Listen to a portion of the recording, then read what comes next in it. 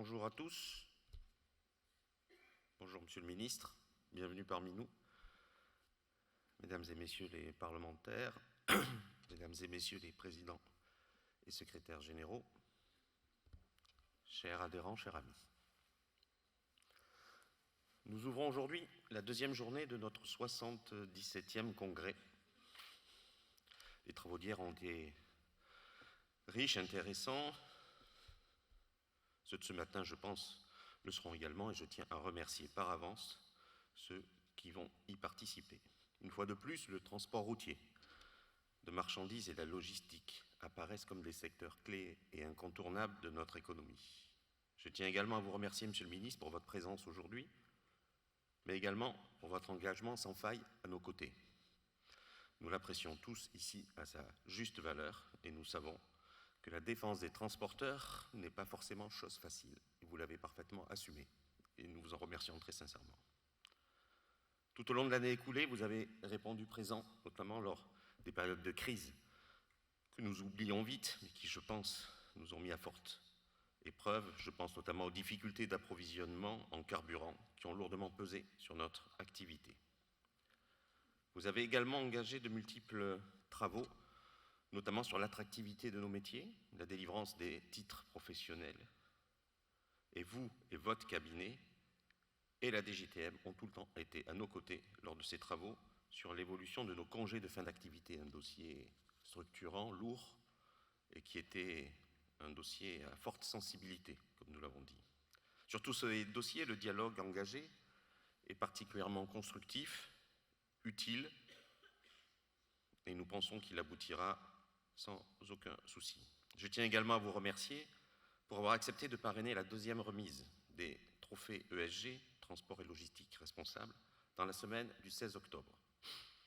Tout n'a pas encore abouti, je pense au délai de délivrance des titres et des permis de conduire,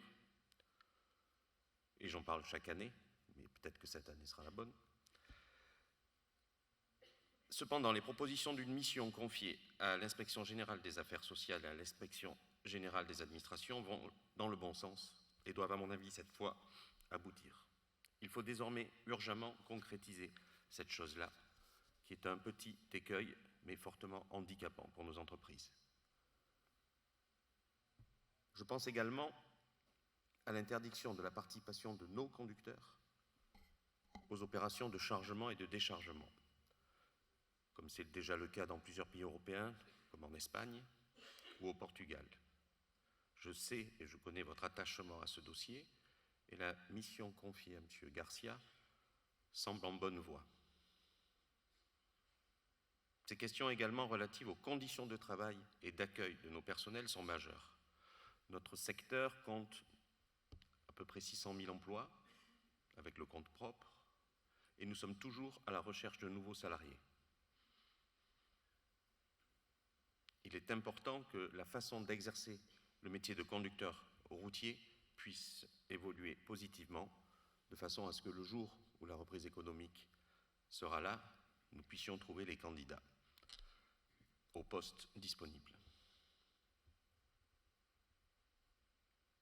La crise économique et la crise sanitaire ont été et vont être, je pense, un révélateur et un électrochoc concernant la considération que la profession doit apporter à ses conducteurs.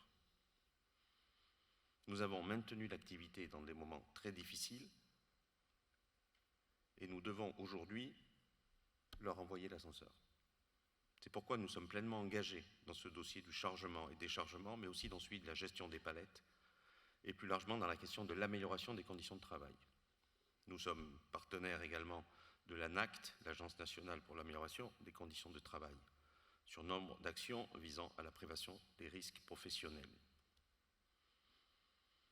Nous avons également répondu dans le cadre du Fonds pour l'amélioration des conditions de travail afin de réaliser des actions de prévention encore plus ciblées avec des partenaires de la profession.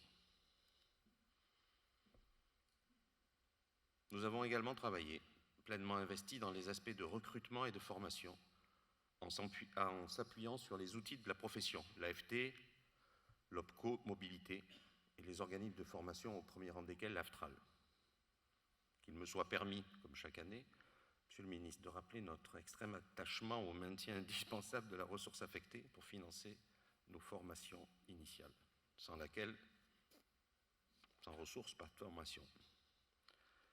Le résumé est aussi simple que cela. Le dialogue social est aussi bien avancé et efficace dans notre branche. Il ne l'a pas tout le temps été comme ça, mais je le salue car depuis quelque temps, nous avons des discussions constructives et responsables. En 2022, nous avons, malgré la conjoncture, su prendre nos responsabilités dans le cadre de négociations salariales avec des revalorisations, pour nous, historiques, pour la partie en face de nous, qui des fois n'était pas suffisante, mais tout le monde a pu comprendre les contraintes de chacun. Néanmoins, l'inflation nous rattrape cette année et nous constatons dès ce mois de décembre que nous devons faire quelque chose pour nos salariés et nos conducteurs. Donc nous avons repris nos discussions dans un contexte économique pas tout le temps adapté, et les choses se passent pour l'instant relativement bien. L'échange est constructif. Nous devons nous revoir prochainement et j'espère que nous aurons une fin constructive à nos discussions avant la fin de l'année et de façon absolument indispensable durant le dernier trimestre de cette année. Une ombre au tableau, cependant, qui impacte nos entreprises de façon assez forte, c'est l'application pour notre secteur du bonus-malus en matière d'assurance chômage. Nous nous sentons un petit peu visés par cette mesure, car notre secteur a été choisi, comme malheureusement certains autres, de façon assez discrétionnaire. Je n'ai pas bien compris le pourquoi du comment, et je me pose encore la question, pourquoi nous ? Nous avons toujours combattu ce dispositif. Aujourd'hui, trop d'entreprises sont gravement pénalisées, alors qu'elles sont en tension de recrutement et peinent à trouver des candidats s'inscrivant durablement dans l'activité.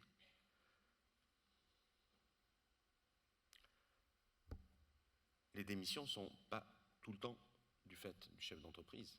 Le salarié a nécessité des fois ou a envie de changer, et c'est automatiquement avec cette mesure, dans notre secteur d'activité, l'entreprise qui est pénalisée. Et je pense que ce texte devra être amendé sur certains points, car sincèrement, je pense qu'il n'est pas juste pour notre secteur d'activité.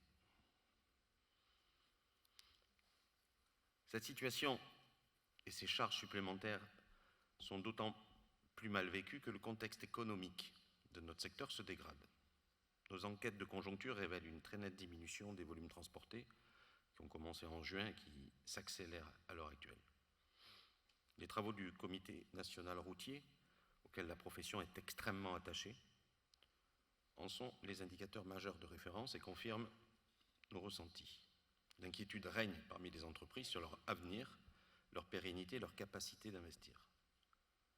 D'expérience, ces alertes sont à prendre au sérieux car nous sommes à l'avant-poste de l'économie. Et malheureusement, nos prévisions se sont toujours avérées exactes. En parallèle à cette actualité peu réjouissante, il y a un autre dossier qui nous tient également à cœur, c'est la décarbonation, qui a été un dossier majeur et qui est toujours un dossier majeur pour notre secteur durant les mois écoulés. Nous avons remis le 24 mai la feuille de route de décarbonation des véhicules lourds en vertu de la loi Climat et Résilience, après des centaines, et je dis bien des centaines d'heures de travail, avec toutes les parties prenantes, et les résultats sont sans appel. La solution pour nos métiers réside dans le mixte énergétique. Chaque énergie alternative aura sa part pour remplacer le diesel. Mais nous ne pouvons nous concentrer sur une seule énergie alternative. Le biogaz, le carburant liquide décarboné, électrique, l'hydrogène, telles sont les énergies de transition. Mais malheureusement, certains ont oublié que la transition est un processus long et difficile et qui ne dépend pas seulement de nous. Il ne sert à rien de tenter d'aboutir directement à l'objectif zéro émission. Or, manifestement, une pression est faite de manière disproportionnée sur une seule énergie, la motorisation électrique batterie. Cette pression nous a été imposée dans le dossier déjà épineux des ZFE. Elle nous est également mise, cette pression, par l'Europe, avec un objectif de 90% de véhicules zéro émission à l'horizon 2040. Je suis dubitatif à cette chose. C'est-à-dire 17 ans, en fait, quand on le prend à l'envers, pour décarboner, rien qu'en France, 600 000 véhicules lourds. Voilà. Donc il faut leur acheter une machine à calculer à nos amis européens. Ça, c'est pas possible. Il faut bien dire les choses tranquillement, ce n'est pas possible. Mais par contre, il ne faut pas se tromper par rapport à la réponse que je donne aujourd'hui à notre posture sur le monde du transport. Les transporteurs sont résolument convaincus, engagés dans la transition énergétique. L'électrique, par exemple, sur laquelle tous les projecteurs sont braqués, peut avoir sa pertinence dans la distribution urbaine. Mais pour la longue distance, par exemple, le compte n'y est pas. Et quiconque veut voir l'actualité est d'accord d'en convenir. Pas assez de bornes rapides, haute puissance, une incertitude tout simplement sur la disponibilité de l'énergie et de son prix. Et enfin, et tout simplement, des délais à aujourd'hui, encore de plusieurs années, pour pouvoir amener les lignes ayant la puissance nécessaire sur les sites des entreprises afin de recharger nos véhicules. Je cite toujours cet exemple, mais pour d'expérience, pour une simple borne 60 kW dans une entreprise, qui évidemment n'est pas faite pour charger un camion, vous vous en doutez, aujourd'hui on nous annonce sans garantie de date 11 mois de délai. Donc nous aurons 150 tracteurs qui vont rentrer, ou 100 tracteurs, ou 40 tracteurs le soir à 20h et qu'il faudra les recharger pour qu'ils soient prêts à rouler le lendemain matin à 6h. Je pense que RDF aura quand même un petit peu d'adaptation à faire. D'autre part, ces véhicules sont encore aujourd'hui beaucoup trop chers. Les banques ne suivent pas ou difficilement. Les assureurs sont réticents à couvrir le risque à des coûts très élevés. La charge utile aussi est moindre, de l'ordre de 15% de marchandises transportées. On dit 4 tonnes, donc c'est ça. Ce qui voudra dire tout simplement que tous les 6 véhicules, il y aura un véhicule de plus sur la route pour transporter le même tonnage. D'où des problèmes d'encombrement et de congestion. Et enfin, et le problème est, je pense, encore plus important à ce niveau-là, les clients réfléchissent et calculent le surcoût que cela pourra avoir sur leur budget transport et tardent parfois à s'engager et à intégrer ces coûts dans leur budget de distribution. Chacun connaît ici ma conviction. Ce sont nos clients qui doivent être convaincus et qui doivent payer ce prix et le retransmettre, le répercuter sur leurs clients eux-mêmes. Nous ne pourrons pas, nous, évidemment, transporteurs, coincés un peu entre le marteau et l'enclume, comme on dit, assumer seuls ces surcoûts de mix énergétique ou de transition écologique. Si on nous donne à nous et à nous seuls, prestataires de services, des objectifs, ces mêmes objectifs doivent également être donnés à nos clients pour que chaque acteur de la chaîne se sente concerné et supporte équitablement les mêmes obligations et les mêmes contraintes en matière de transition énergétique. Sinon, et parce qu'ils subissent eux-mêmes des difficultés de vente et de l'inflation des coûts, ils nous demanderont souvent, je ne vais pas dire toujours, souvent, d'aller au moins cher ou au plus performant économiquement. On va dire ça aujourd'hui. Certains transporteurs présents dans cette salle en ont fait la douloureuse expérience concernant le GNV, où ils ont connu à peu près la même situation et où, à un certain moment, ils ont eu les camions GNV alignés dans le parc avec des clients qui leur demandaient d'utiliser à des coûts plus performants des tracteurs, voire anciens, mais surtout diesel. Pour nous, il serait illusoire, voire dangereux, de ne retenir en plus qu'un type de motorisation pour faire la transition. Les calendriers nous semblent ambitieux, ne prenons pas le risque de fixer des objectifs inaccessibles pour ne pas pouvoir les atteindre. Fixons-nous des objectifs raisonnables, et si jamais un jour nous arrivons à faire mieux, ça sera déjà pas mal. Par contre, il ne faut pas se tromper sur le discours de fond. Il est indispensable que les choses soient claires et que le point de vue des transporteurs soit entendu tel qu'il est. Nous voulons la transition énergétique, mais pas au prix de notre survie économique. C'est pour cela, Monsieur le Ministre, que venir rajouter, et ça je pense, vous l'avez bien compris, on vous en remercie, un fardeau fiscal supplémentaire n'aurait rien arrangé à l'affaire. Il a été envisagé en effet en début d'été de raboter progressivement la ristourne de TICPE, dont nous bénéficions sur le gasoil jusqu'à sa totale suppression en 2030. Nous avons œuvré avant de souligner que cela handicaperait bien évidemment notre compétitivité par rapport à nos concurrents européens. Rappelons que nous sommes déjà en 4e position au niveau européen sur les 27 en ce qui concerne le montant de la TICPE en Europe, soit un des pays les plus fiscalisés. Nous aurions gagné quelques places au classement, du coup. Tout rabot de ristourne, et pire, voire une suppression en 2030, ferait de la France le pays européen le plus fiscalisé au niveau carburant. Et alors même que nos concurrents ne suivront, on va dire, pas obligatoirement tout à fait le même chemin, ou sinon pas le même rythme. Un chat échaudé craint l'eau froide, nous avons déjà connu ça, Monsieur le Ministre. Il y a à peu près 30 ans, les années passent, avec le contrat de progrès, qui était un sacré contrat de progrès en matière sociale, tout à fait, et sur lequel on nous a promis une exportation très très rapide de ce modèle au niveau de l'Europe. Et évidemment, nous étions tous avec 30 ans de moins dans cette salle, donc un peu crédules. Nous avons cru à cela. En fait, il n'en a rien été. Le résumé, c'est que nous avons perdu 90% à peu près du marché, c'est pas à peu près, même un peu plus, du marché de transport à l'international, avec toutes les pertes d'emplois de salariés français qui en ont découlé et que nous n'avons jamais rattrapées. Donc, faire la course, oui, mais pas en tête.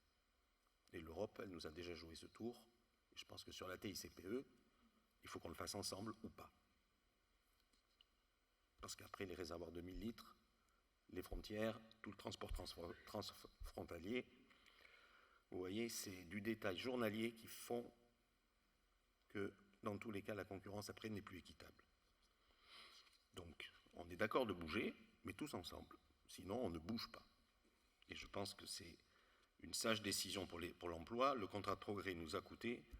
Et après, quand on se réveillera à ce niveau-là, ça sera trop tard pour reconstruire. Les places que l'on perd, nous ne les regagnons pas.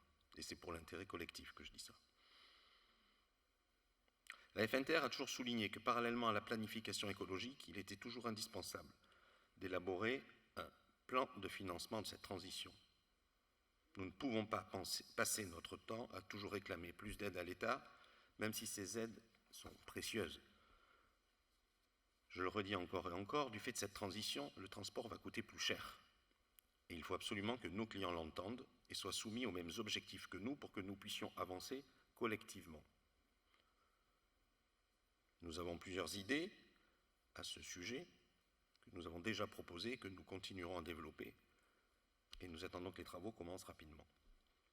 Nous restons attentifs sur toute augmentation de la fiscalité, toute pression fiscale supplémentaire qui, sincèrement, n'aura aucun effet sur le comportement des transporteurs, sur, on va dire, leur trajectoire d'investissement, mais limitera un peu plus leur capacité d'investissement. Et dernière page à cette énumération, tous les matériels en plus ne sont pas disponibles. Et certains restent extrêmement chers et fonctionnent de façon partielle. L'enjeu est donc vital, nous en sommes convaincus, pour notre avenir et celui de nos enfants. Nous en sommes conscients et nous sommes prêts.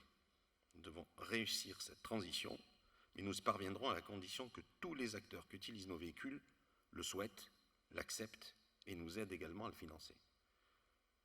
Nous savons que l'objectif de faire disparaître la ristourne en 2030 n'a pas été abandonné.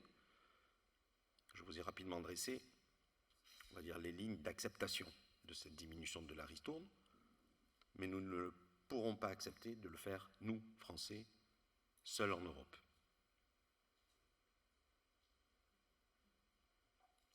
La France se réjouira peut-être d'avoir mieux fait que tout le monde, si nous le faisons en premier, mais au risque de voir le secteur encore plus fragilisé par la concurrence de transporteurs moins chers sur son marché intérieur. Le syndrome du premier de la classe en Europe, je pense, n'est pas une bonne solution. Nous portons évidemment cette position à Bruxelles, en partenariat avec nos homologues allemands et nordiques avec lesquels nous travaillons étroitement et qui étaient présents à ce congrès. Les prochaines élections au Parlement européen seront aussi pour nous l'occasion de porter ce dossier comme celui de la transition énergétique. Agir ensemble, thème de notre congrès de cette année, dans ces périodes troublées, et je pense un bon résumé de l'état d'esprit qu'il faut avoir en ce moment. Il faut faire corps, se rassembler, non pas pour se plaindre ou se morfondre, mais pour agir efficacement. Et parce que le temps n'est plus aux mots, maintenant il nous faut des actes, et j'invite tous ceux ici présents durant ces 2 jours de travaux à se mettre dans l'action avec nous autour de la FNTR, toujours plus forte et toujours plus force de propositions. Et l'année 2024 sera ainsi. Je vous remercie de votre attention. Je vous remercie, Monsieur le Ministre, de votre présence. Merci beaucoup, Président.